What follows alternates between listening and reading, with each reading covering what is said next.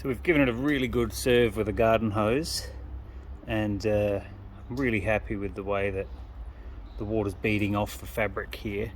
And what I really want to see is down here where the water tends to pool. We paid additional attention and gave it a second treatment with the Nikwax product, but then afterwards we've also treated all of these seams with some natural beeswax and really worked it into the stitching along here. So we're going to head inside now and just see if any of that water is making it inside. Alright, so internally we're not seeing any water ingress. Perhaps a little bit around here. We might work these seams a little bit more with the beeswax. Top looks good.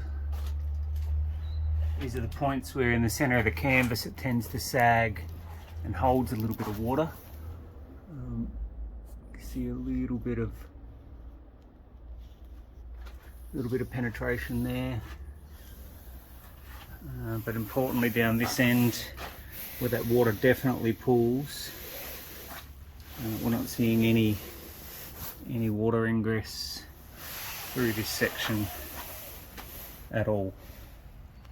Yesterday after the first water test we had some significant water dripping in through these locations and some puddles forming on the ground. So I think here we'll work this center seam a little bit more with some beeswax, and this corner over here might be a little bit problematic just with the amount of stitching and the folds in the fabric. We'll work a bit more beeswax into that corner, but other than that, overall I'm really happy with this treatment.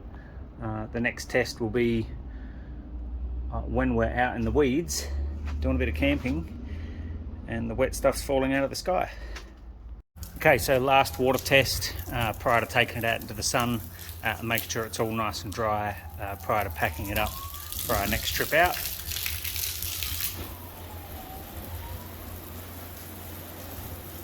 See that water beating off that canvas really nicely.